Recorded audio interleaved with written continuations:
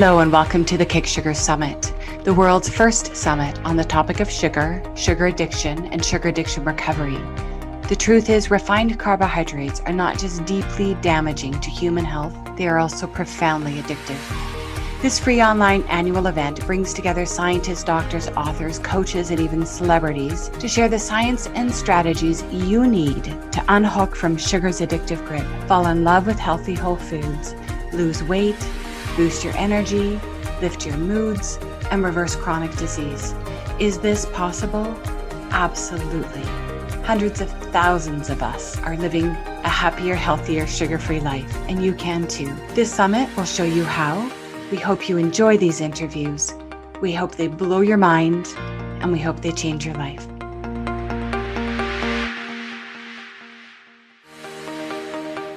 Hello and welcome. I have today with me David Wolf as our guest expert. And let me just read his bio. He's a registered dietitian. He's a sugar addiction coach, a food addiction counselor, and is co-founder of the SUGARxglobal.com community. And he believes in hope. Part of his bio is that he has stepped away from the broken model of moderation and now teaches people how to free themselves from the chains of food and live life in the sunlight. And he lives life, as he likes to say, within 360 degrees recovery. So welcome, David. Yeah, thank you so much for having me. What do you mean by saying 360 degrees recovery? What does that mean? I mean, I think the disease of addiction encompassed and trapped most of my life. And so now it's just the opposite of that, where it's the presence of recovery is opening my life to opportunities and embracing them, and like with joy and gratitude and even the frustrations, the hard things, just being open to them, and they're my teachers. So that's what I believe in. I think that we can all get to this place where we can just fully embrace our lives. The good stuff, the bad stuff, the happy stuff, the sad stuff. It's all for us to experience. Oh, so great. I know I certainly had the delusion that if I could just successfully finally break up with sugar, that everything in my life would be tickety-boo, like it was the only problem I had. Oh gosh. Right. It was one of the biggest, most painful problems I had in my life. But yeah, there was still life on the other side. Tell us a little bit about your journey. When did you first have an inkling that you too might be hooked in the jaws of refined carbohydrates? Yeah, let's see. So I grew up around recovery for sure. My mom's a self-proclaimed food addict. So I remember her in and out of the food, as a kid. There was this place called Eddie's Pub. And I remember when my mom was on path, she would get this baked fish with vegetables, and when she was off path, she'd get this loaded vegetable pizza. And as a kid, I remember how that pizza changed my mom. I remember having pleading conversations with my dad about it, oh, here we go again, So, because I remember the dynamic in the home changed so drastically. So that sort of happened, and I never had a. Can I pause you there? I think that's just so incredible. It's so incredible, because I know I have a daughter too, and I was in recovery when she was born. But tell us more about what, through the eyes of a child watching a mother, become Dr. Jekyll, Mrs. Hyde, I'm guessing. What was it like? What changes did you see in your mom as she got in and out of the food? Sure. My mom's the most punctual person in the world. That went out the window. I think her ability to maintain calm, handle situations. My mom is the picture perfect person of someone you want to call customer service for you. She's very good at maintaining her needs, but doing it very calmly, very politely, in a very assertive, peaceful sort of way. And that all went away, right? It was more late, kind of more chaotic, definitely more irritability. We just kind of noticed that the energy in the home became denser, and I remember that as a kid. But, we started to connect that back to the food, what happened, because it wasn't a piece of pizza, It was a pizza and then days of things like that. And so, and now I can look back at that now that I understand addiction and work with addicts, and I am an addict, that it's a process. Recovery is a process. And some people have setbacks, and some people setbacks. For my mom had like a 13-year setback. Wow. So I remember when I saw her when I was 18, she was visiting me. I was abroad in Israel, and she came to me, and she was a totally different person, because she had been clean for, I think at that time, maybe 9 months. I hadn't seen her in 6 months, so it was like a totally new person. But even as a kid, you notice things like that. That's incredible, incredible. And so when did you figure out that you too were following in her footsteps? Sure. So, let me think. So basically, I was carb centric as a kid. Definitely like loved beige food, crackers, toast, apple juice, bread. Um, Definitely very carb centered. I looked back and I noticed that I did things as a kid that weren't normal. Like I would go downstairs after school and grab like 5 packs of fruit snacks and like hide the wrappers. And like my parents thought the babysitter was stealing food and it was the wrong kid. So then it wasn't until much later, until after I became a dietitian, I was in my probably like early 20s, mid 20s, that I was actually starting to work with food addicts as a dietitian. And I started Esther Helga's course out of Iceland. And she did this like pre-screening on me.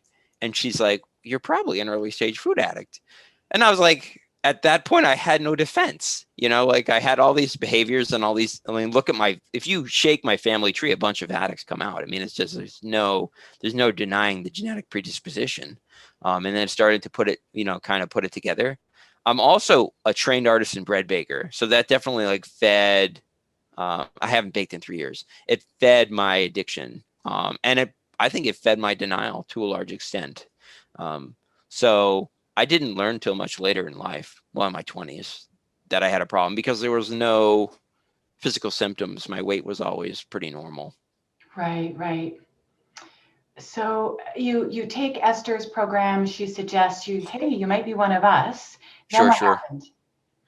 Yeah, so then I just started to apply different things in my life. And at the time, I was working full time with bariatric clients. So I was essentially working with food addicts who didn't know that they were food addicts. And then I got connected to Bitten Johnson through Esther's program, and she became my mentor.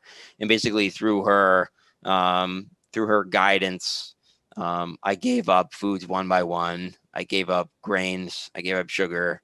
I gave up alcohol. I gave up caffeine. I didn't give them all up at the exact same time, but I gave them up like as I increased my awareness. I would like handle one thing at a time, kind of peeling the layers back off the onion, and to the point. And then low carb was a big push for me, and also really, it was huge in actually me getting off of decades of ADHD medication.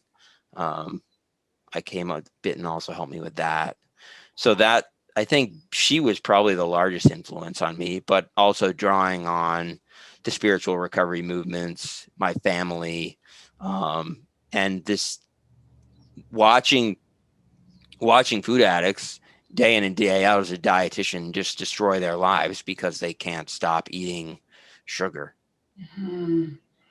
And what transformation did you see in you? Like, who was David before he unhooked from these drug-like foods, and who Oh, is sure, sure, now? sure. Irritable, grumpy, messy, not fun to be around, um, brain fog, couldn't think clearly, couldn't focus, no energy, really irritable, lethargic, just kind of like run of the mill. Did you Uh, get depression as well?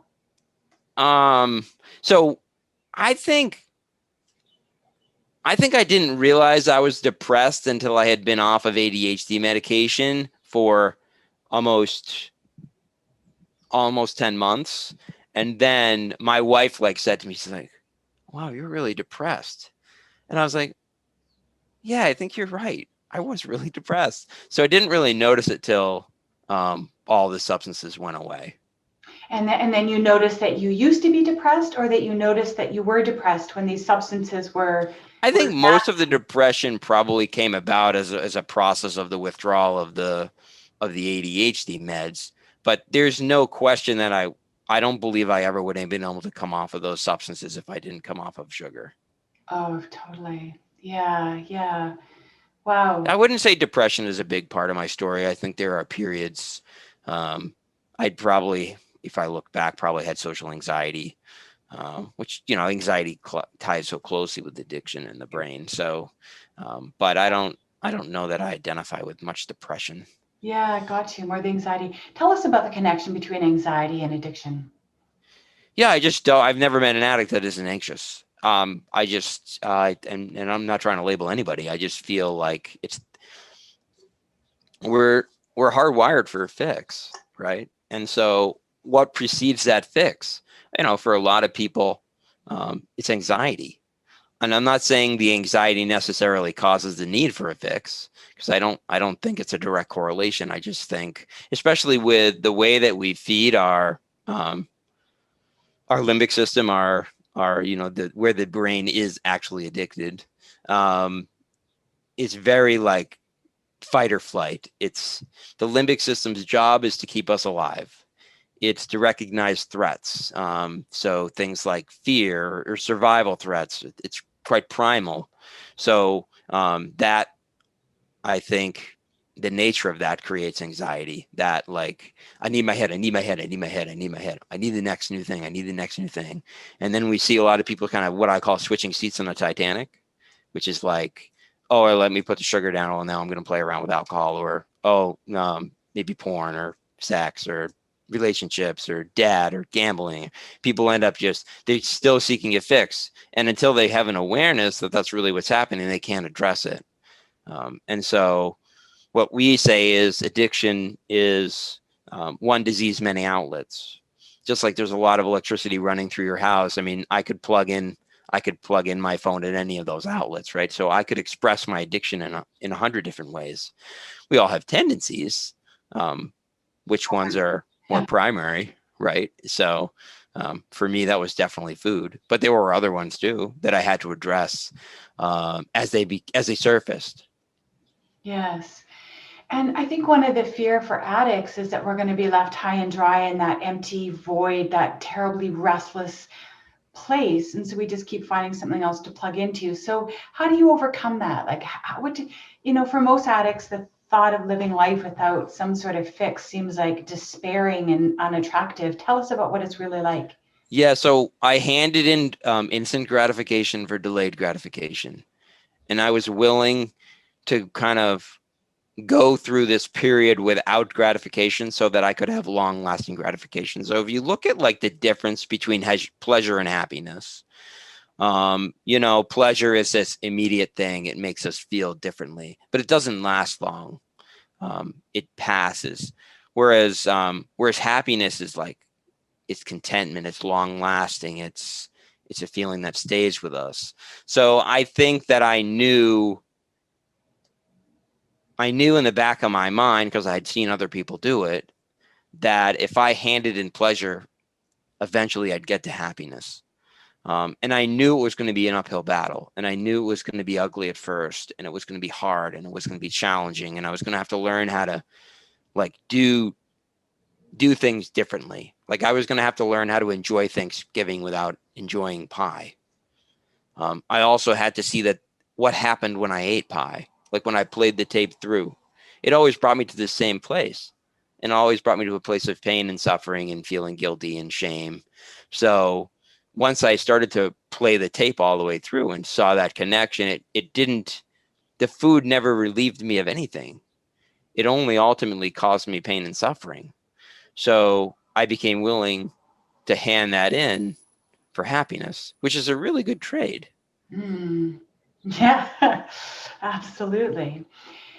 Um, as a dietitian, there's a dietitian's dilemma in the sense that often dietitians are very afraid to suggest to their clients Hey, why don't you just kind of lay low a little bit, or pull back on sugar or eat more whole foods, because it can trigger people into feelings of deprivation, and now they're binging and they're afraid of triggering an eating disorder. So they recommend moderation. Did you Hmm. ever struggle with that dilemma when you were a dietitian, and how did you resolve it? So if I hand my resume to an RD, like a regular RD, at first they think it's really cool because because I do all this kind of outlandish things. But then they're like, "Oh my God, here we go." So I think that it is troubling, and I think that the model that we're currently in is to follow a practice that ultimately will fail, like probably upwards of 80% of the people that try to apply it. Hmm. So, and you look at big food and you look at all this. So I don't really have a problem going against a grain. I'm sure the people that are licensing me don't love it. But that's why I have all these other things after my name. It's not because that I feel like they're essential in order to help an addict. It's so that I can practice as a coach and I can practice as a food addiction counselor so that I can actually help people. Because if I am only focusing on the food, in reality, we're looking at 5 to 10% of the problem. And and so it's the first big hurdle that you have to handle as a food addict is like figuring out your food, right? So that your brain isn't triggered, so that you're not constantly fighting cravings. I mean, but then after that work is done, you have everything else to heal. You have to really heal the brain. I mean, that takes effort, it takes time, it takes patience, it takes willingness, it takes resilience, it takes stress management, it takes all these different things. And the reality is everyone does hard stuff. I mean, you've done hard stuff, I've done hard stuff, you know, anyone can do hard stuff. It's just a matter of applying yourself with the right resources and the right tools so that you can. And as a regular run of the mill dietitian with standardized training, I don't have the tools to provide that to someone other than guiding them on a system that's largely quite broken. Right, right. So tell us about the journey of healing the brain so that it isn't craving something to plug into, something external, like even beyond sugar, right? How do we heal the brain so that we're no longer addicts? Yeah, so I don't think that it's possible for me to no longer be an addict. I think I'm an addict. Like I was just having this conversation on Twitter with a dear friend of mine, who basically he applied the low carb model to his life and he basically transformed his life. Right? That's not going to work for Dave. So I need to apply recovery. That's what I mean when I say 360-degree recovery. Like I need to apply recovery the day that I'm in. Like I need to make sure that I'm doing my stuff. So that my stuff doesn't do me. So I think that the brain is like, I look at it this way. If you've ever been on a trail in the woods, right? Because people walk the trail all the time, there's not much that grows there. It's trampled on. It's just a path. And I look at that as the addiction. So what we really need to do is we need to create new trails, new pathways, and create new neuron firing patterns. And we do that by changing the way that we act, the way that we behave. So it's behavior. And so it's kind of like the model, you can't think your way into right acting. Like I could never convince myself with my own willpower to not eat sugar. I had to kind of change my thinking by changing my actions. So then when we get that new path, we can start to do that. The reality is, though, for me, if I step foot on that old path, like there's nothing that's going to stop me from following that path all the way through. So if I put certain substances in my body, there's nothing that's going to stop me from using to oblivion. So that's kind of my experience.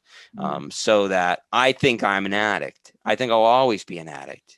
I'm just an addict in recovery. Right. And you're an addict that's not using, in the sense that you're not finding some new Titanic chair to get comfy with. Yes, right. Right, Correct. right. Yeah. So that's what I mean, that you're not actively using Sure, something sure. inside you for to cope with life, to So have I it. think I think the biggest thing for people is honestly is community. I think it's the biggest thing. You see people that are struggling and you see community wrap around them. Like, it's amazing. It's beautiful. And that's really one of the reasons why we started one, because, and we're seeing amazing results just because people are doing this together. People have access to each other 24/7, and all of a sudden, amazing things are happening that would never have been possible with people like mano a mano, like people relying on willpower. It's not possible. Like, we can't think our way out of a bad decision sometimes, especially as addicts. Right. Or such a strong craving. Yeah. And I kind of feel the same way about my brain as I am highly addicted, easily addicted. I can quickly get bliss and pleasure from all kinds of things. So for me, what my brain's plugged into is, so I'm always have to be very mindful. What's going to light me up? Is it a run? Is it a sunset? Is it time in nature? What really brings me the pleasure and the joy that I'm seeking? But is it a substance that's going to tear down my body, or is it something that's going to sort of actually build it up, right? Like exercise or whatever. Sure, sure. Yeah, I don't have hope that I'll never not have a brain that's looking to be delighted. Right. Yeah. Yeah. You had an interesting question that you gave me that you thought it might be a good question to ask you. Can you tell us about the trigger triangle, and what does romance have to do with addiction? Yeah, so I think this is really huge, and I think it's a little harder for people to understand in the beginning. So I really want to make sure I'm going to be as clear as possible. So basically, I was working with this guy who he's an addiction counselor, so drugs, alcohol, and I was working in a bariatric setting, and he came up with these three variables: guilt, debate, and romance. Right, and so basically to help people identify what their triggers are. So does a food make you guilty? Like, do you feel bad after you eat it? Do you debate about whether you should or shouldn't eat it?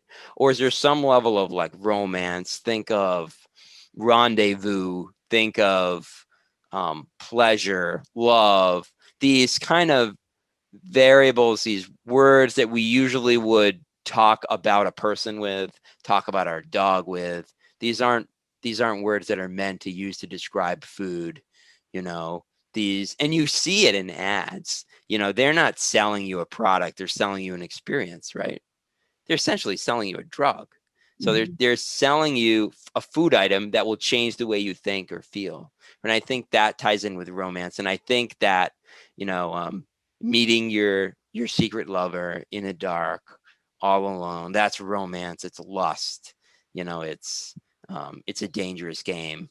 And other things that people might connect with romance is like eating a certain thing outside of the home, but like not even bringing the remnants of it home, like destroying the evidence in a garbage can on the way home. Or, you hear of alcoholics that go to multiple liquor stores, that kind of behavior that's really subconscious, really subliminal. I think that's what romance is. And it's really dangerous because if you are an addict and you have a brain like mine, and you find something that's pleasurable, your brain subliminally is going to try to bring it back in.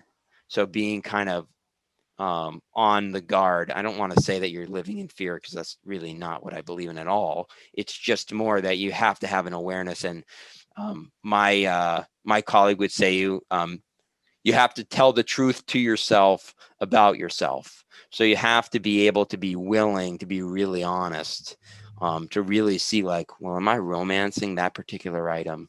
You know, is it making me feel guilty? If it is, it has no place in your food plan, because it's eliciting a response that could trigger addiction, or the addiction that I have.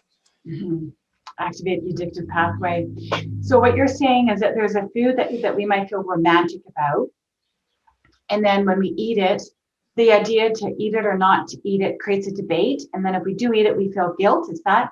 So I'm saying, so a food may have each particular variable. So it might have guilt, debate, or romance. That's totally possible. But it might just have one or two or all three. So what I'm saying is, if it triggers any one of those 3 points on the triangle, then it's Oh, probably not a food that you should consume. oh, thank you. That's super clear now. Got you. So if you think of about a food and it brings up feelings of romance or guilt, or there's a debate in your head, Right.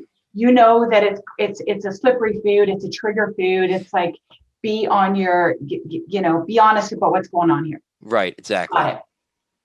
Okay. Interesting. Right. And so you can feel romantic about some of the processed refined carbohydrates. For me, my ultimate romance food is maple syrup. Okay. Let me tell you, David Wolf, that dark, liquid, smooth Canadian tree nectar is the ultimate. Well, it doesn't come out of the tree that way. But you just a little bit, we just boil it down a little bit, David, just to make it just a little bit thicker. It's practically a whole food, David. Yeah. So, Dr. Seuss has that book, Oh, the Places You Will Go. Yes. And I read it to my 2-year-old, like she loves it. Yeah. But it's like, I say for the addict, it should be, oh, the lies we tell ourselves, right? Yeah. So, because all these fabrications that we have, these things that we say or tell ourselves, they're totally hogwash, but we believe them, maybe because we've believed them for so long.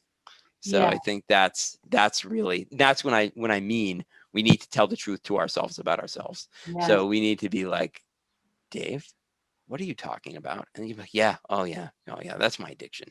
Yeah, that's not the happy me talking or thinking. Right, that's my addict brain. Yes, exactly. Right. And so that romance feeling I have makes me dumb, blind, and mute or what, like completely to the reality that this. Right, you're love struck. Yeah. Like those cartoons with a heart sleeping out of the chest. That's what happens. Totally. Yes. Yeah. Yes. Obviously, that is on my red list. In case anybody's worried that I'm binge eating, freebasing maple syrup, I would if I could, if I wasn't an addict. Absolutely. Can you talk to us about the connection between ADD and ADHD and addiction? What kind of connection have you found there?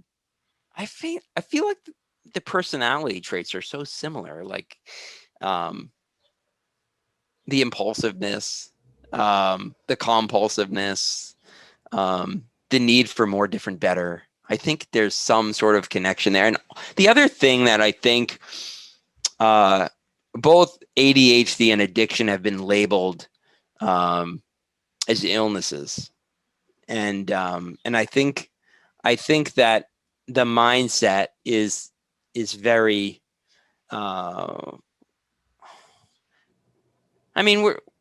we have an illness and we want to get well. Like, that's kind of the way I view addiction. But in terms of ADHD, it's like, I feel like I have a specific kind of brain and I should be doing a specific kind of things. Like, I'm not the kind of kid that does well, like learning from a manual or sitting behind a desk or memorizing flashcards or, I was the kind of kid that was putting Legos in the VCR. Like, I just like wanted to explore and do, just be outside or moving around. And so I think that, the addicted brain is similar.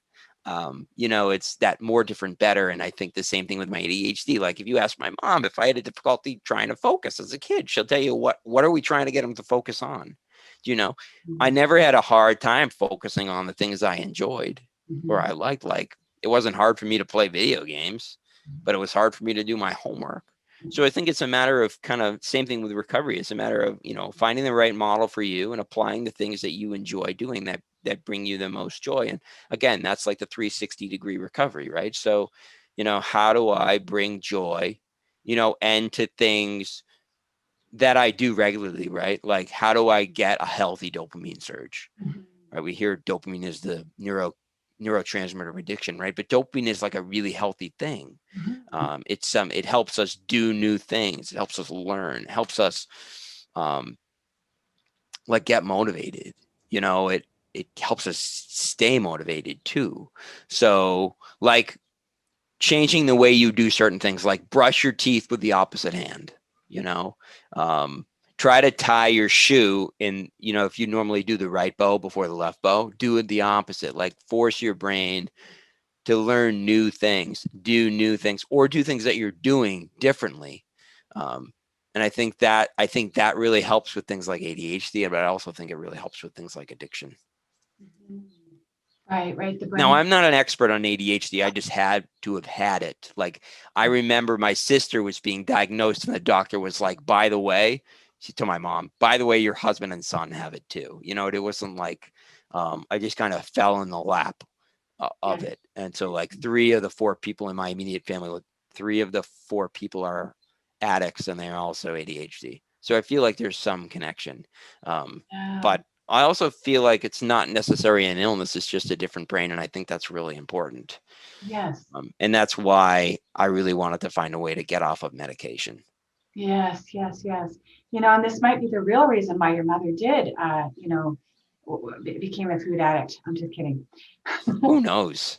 Yeah. A lot of people get so caught up on the why. Yeah. And it's useless to some degree. I mean, it might be nice to know who I need to point my finger at and blame. But I really try to focus on the how, like, how are we going to get out of this Mhm. instead of why am I in it? Yes. Because it gives us solutions as opposed to problems. Yes, yes. That was actually an attempt at a joke. I was just imagining your mom with the kid who's putting Lego in the VCR Sure, machine, sure.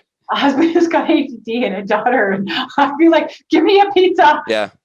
Yeah. They say that one child with learning disabilities is equivalent to having 3 children. So I Right. imagine it's probably like Yeah. that. I was just having a moment of fun with your mom. So my mom had 2 kids or 6 kids, depending on who you ask, right? So Got you exactly. You talk about what are the 3 brains and how does it help in recovery? sure. So we some of the stuff kind of I didn't address it directly, kind of indirectly, but so we have this brainstem. So what I teach people this because I think it helps remove shame. Because I think people are really mad at themselves because that they have an addiction, and the reality is that they have an illness and they have a special brain. So the brainstem is on the base. It basically connects the neck and the central nervous system to the spine and to the brain. And so it's just super simple. It does basic functioning, like it regulates your body temperature, it regulates your blood pressure. Like that's it. Like without a brainstem, you can't survive, you can't live, you can't do anything. Then the next level up, you have this limbic system, which we were talking about. So if you've ever had a pet dog, like this is the dog's highest level of functioning. Like I will do this if I get a cookie, right? So that sounds a lot like an addict, doesn't it? So it's like a very reward-based centric, and that's where the addiction lives. And then we have this prefrontal cortex, which is this amazing, magnificent human brain. It separates us and primates from the rest of animals.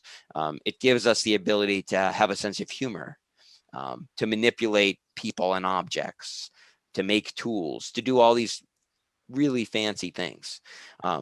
Here's the problem with addiction, right? So it's kind of like electricity. It's lazy. It's going to take the path of least resistance. So the issue is that as an addict, I'm like on the way to the grocery store while I'm in my addicted brain, while I'm telling myself with my human brain, Dave, this is a bad idea. You shouldn't go to the grocery store. But the message is it's superfluous. It's just like background noise. It's like static. The consequences aren't brought up because the addiction lives in a more simple part of the brain. So we just get stuck in this little place where our addiction lives, and we're following cue after cue after cue after cue, and we use and we use and we use and we use, and we can't figure out why we can't. We are filled with shame and guilt and remorse because we're doing something literally against our will, against the human brain, because the message is totally lost. Yeah, absolutely. And do you recall that you had to go through a phase of grieving the loss of these foods that were such a pleasure to you? I feel like most of my grief was like I kind of like geared up. So I kind of did a lot of grieving prior to giving it up. I think that like I gave up sugar, grains, and alcohol in the same day, November 2017, and then I had a baby, like, and I started giving up ADHD meds, and then I was like, caffeine is becoming a problem. Like I'm like going from my second cup to my third cup, and pretty soon to my fourth cup, and I said, well, I'm an addict. I should probably not drink caffeine. So I got rid of caffeine. Um, that was like kind of sad, but I don't think I did a lot of grieving with the other ones. I think a lot of people do. Oh, yeah. I'm also pretty like early stage. Some would call me like a high bottom. Like Okay. I wasn't I'm not as low as you could have been. Right. You know, I never had any obesity or Exactly. I had other symptoms of addiction, but no physical manifestations. Got you. Got you. Absolutely. Although an ADD brain, which was no doubt, activated or Sure. Yeah. exacerbated. Yeah. Um, right. Yeah. I think grief does come up because I think people imagine that life on the other side of this addiction is bland and boring and depressing, but that's not been your experience. Do you want to No, share? I don't think it has to be boring. Like, like we want recovery to be fun, you know, to fill and feed our spirit, to lift us up. And those foods that people connect with joy, um, at the point I was at when I got rid of them, they were not providing any of those things to me. Um, they were preventing short-term withdrawal. They were preventing um, immediate pain, but it wasn't lasting. It's not like, 30 minutes after ate an apple pie, I'm still enjoying the apple pie. It's not, that wasn't my experience at all.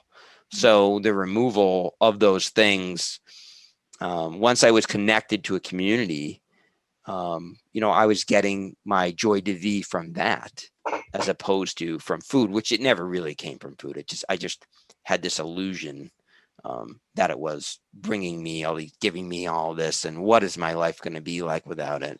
I'm telling you, like, my life for 10 years was artisan bread baking. I mean, have you ever seen the movie Julie and Julia, the lady cooks through? Like, I did that with bread books, where I cooked through books. Each year. There's one year I made 155 different kinds of bread. Wow. So, like, I had 3 sourdoughs in my fridge with names. I mean, like, it was ridiculous. Like, so if I can give up bread, anybody can give up anything. It's just a matter of having the willingness and the desire for the results. And I'm not talking about weight. I'm talking about freedom. Right. Right. Right. Freedom and joy and peace of mind and clarity. Yeah, because all those things I didn't have. I was trying to get them, but I never reached them. And so that's the thing. So an addict, right? So will literally be chasing his first high he ever experienced his whole life and never be able to reach it. And that's the brain. Mm-hmm. And, like, if you look at drug addiction as an example, the drug addict on the way to the dope man's house is already high. He doesn't have any drugs in his system, but he knows they're coming. So the brain immediately, withdrawal goes away like that. That's the power of the brain. So why couldn't I find joy without food, drugs? Of course I can. Yes. Did you have any after November 2017? That was it. There's been no relapse for you, no struggle. No, I haven't. Honestly, once I went through withdrawal, I haven't found it necessary to eat. Sure, like if I'm on vacation and my wife is like eating a particular thing, I think, oh, that'd be nice. But it's fleeting. It's like, play the tape through, Dave. I use these words: pitiful and incomprehensible demoralization. Like, food demoralized my life. Mm-hmm. It took over me. It removed my sense of living and joy. So ultimately, I got rid of it, and I'm much happier because of it. Mm-hmm. Wonderful. Is there any final words of wisdom that you'd like to share on this topic before we wrap up? Yeah, sure. I think that the word people need is hope. I think we need a lot of hope, that it's possible. I think that community is massive. Like 50% of recovery is being connected with other people who are on the same journey with you. Get connected with folks, and and learn how to see a new way of living, a new way of life that's possible to you, and that the food is a small but big part of that, right? So we're not able to reach that point with the food, but being able to put the food down enables us to be able to get to a point where we can start to climb the mountain towards those goals, which are totally sustainable and easy. The other thing is that if you want to get rid of cravings and you don't want to get rid of sugar, you will never reach that goal. It's not possible. The brain is hardwired for it at this point. And so just knowing that if that's what you want, if you want to crush your cravings, one of the things you're going to have to do is crush sugar out of your life. Beautifully put. Yeah, it's like you're describing sugar and sugar addiction as the bottleneck to the next level. Like you got to get through that. Or I think about it as necessary, but not sufficient. It's necessary to pick up the sugar, but it's not sufficient to heal the rest of your life. It's the beginning of the recovery journey. At least that was my experience. Sure.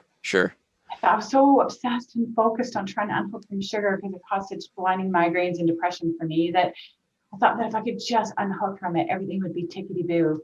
And I was like, oh no, this is the beginning of the rebuilding of a life that I love. But I didn't. I think that you're right. I think that it is necessary, but it is certainly not sufficient because that's a diet, right? And we know what diets do. Diets fail. Diets leave people hungry and angry. And, we don't want to do that. No. Full recovery, nothing less. Thank you so much for this beautiful, my pleasure, incredible interview, David. I really appreciate it. My pleasure. We hope you enjoyed this interview. And before you go, do one thing. Stop, think back on the interview while it's fresh in your mind, and write down your favorite takeaways in a special dedicated journal. If you do this at the end of this summit, you'll have a page or two of nuggets of wisdom to guide you forward.